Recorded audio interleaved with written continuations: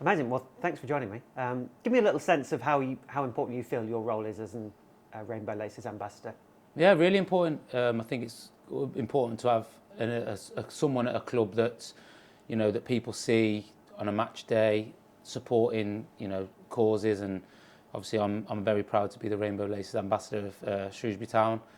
And I've said it when I got the honour to do it that I'd try and help in any way I can to help evolve the sport. And make sure everyone feels included when they come to football. No, it's great. And are you surprised more clubs aren't introducing Rainbow Laces ambassadors? Yeah, I am, to be honest, because I think normally when someone does something, it kind of quickly follows on. But I'm sure a lot of clubs are doing different things and maybe trying to do it, go down different avenues to make everyone feel included. And I'm proud of what we're doing here at Shrewsbury Town, and long may that continue. That's great. And in terms of superstitions, I know that's one of the barriers to actually getting people to wearing the laces. I mean, how entrenched are these mindsets? Yeah, some people it's down to what they eat, stretches they do before a game. It's everyone's different. I don't really have that many. I tend to put my boots and my shin pads on my left foot first. Don't know why, because I'm not left-footed, so don't really make any sense. But yeah, I think that it's a powerful message that can be sent out to a big audience, and the more people that do it, the more it catches on. And it's not just about wearing the laces, it's about what it stands for, what it means, and making sure people understand that, because there's more meaning behind than just wearing a pair of laces once a year and then you don't see them again and nothing gets spoken about. It's about making sure there's conversations that are had that are positive and enforcing what football's trying to do is, make sure everyone feels welcome and included in the sport. And in terms of your role as the ambassador, I mean, have you seen the impact more widely of being the ambassador? Have you noticed changes because of that? I think, to be honest, since I've walked through the door here, that it's always been something that's, at the forefront of the people's minds. Everyone wants to make sure everyone's included. You only have to look out in the stand at the flags. There's, the LGBTQ plus flags out there.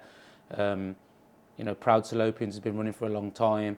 So I think it's been here before me. I'm, just, fortunate enough to be asked to be the ambassador for it. And, I'm proud to represent, the club in that way. And hopefully it will, make people feel more welcome, and that Shrewsbury Town's a safe place for everyone.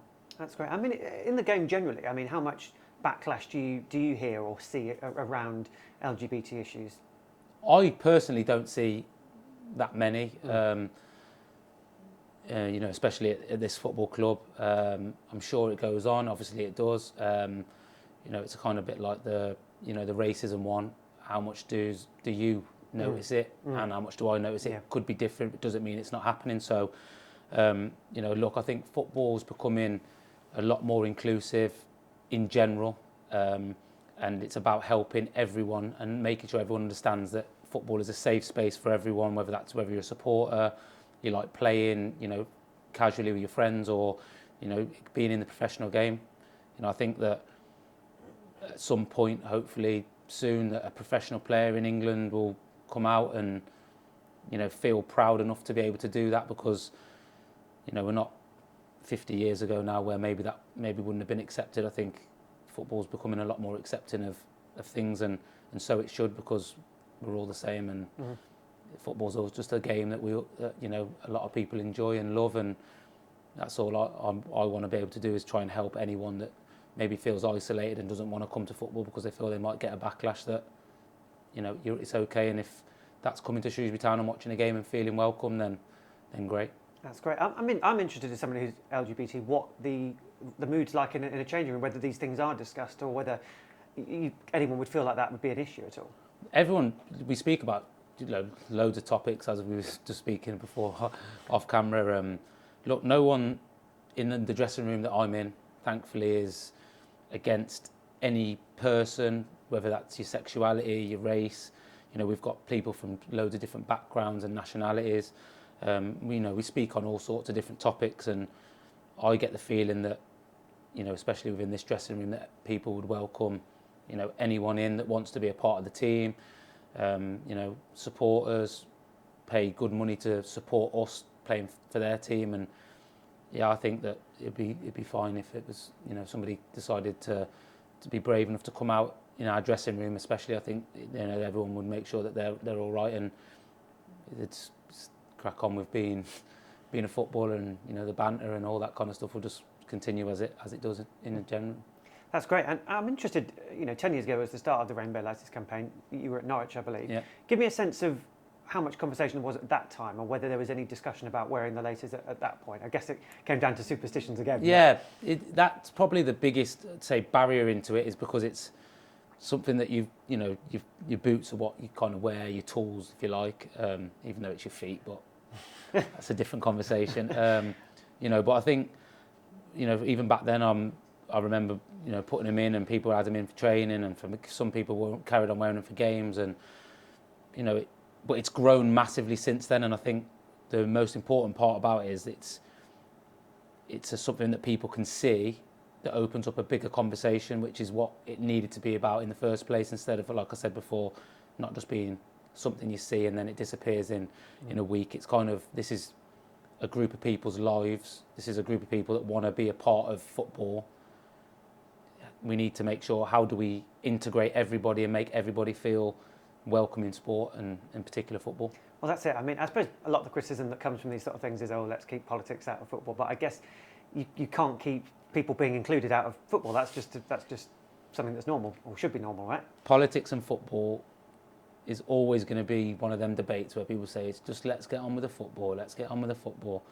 It's easy to say that when you're in a majority situation as a person. So, you're, heterosexual, you're predominantly, if you're in England, a white male. It's easy to say, keep politics and football aside. When you're from any other background, whether that's your race, your sexuality, being a female, because obviously that's now grown as well, which is great to see.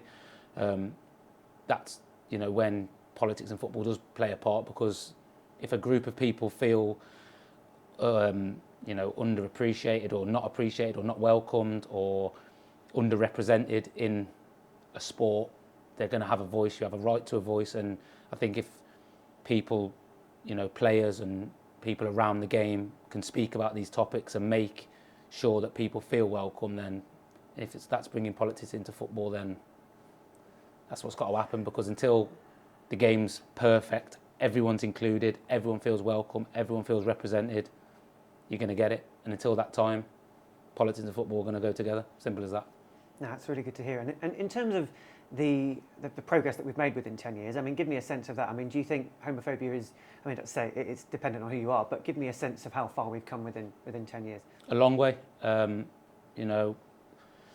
Hopefully, and it's a lot less now, the days of being able to say certain words. I don't want to use them because it's not something that I'd like to say. In dressing rooms, in football stadiums, the words I'm talking about as well.